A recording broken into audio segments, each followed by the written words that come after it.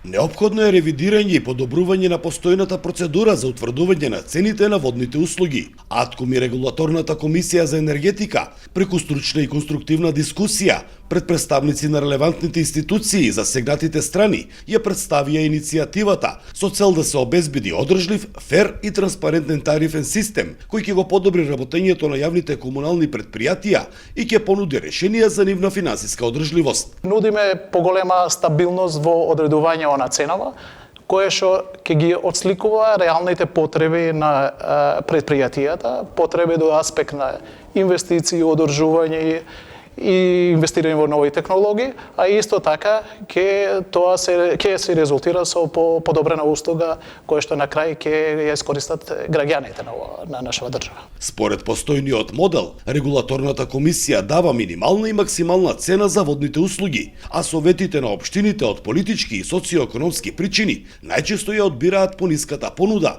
која не ги подобрува економските перформанси на предпријатијата и не ги намалува загубите на вода, кои во просек во Македонија изнесуваат 64%. Носењето на конечната одлука од страна на регулаторот не значи одземање на ингеренциите на општините. Ова напротив преземање одредна одговорност и обврска од општиниве и советиве на општиниве до Регулаторна комисија, бидејќи тоа е и наша основна функција како регулатор. При пресметка на методологијата на крајната цена, значи Регулаторна комисија ги разгледува темелно, структурално и функционално и ги анализира сите податоци, индикатори економски и финансиски што треба во определување на самата цена. Токму тие факти се гарант за тие јавни комунални предпријатија да добиват, значи, некоја добра финансиска импликација и да бидат стабилни во самата дејност што ја извршуваат. Голем број јавни предпријатија продуцираат загуби или се на прагот на рентабилност.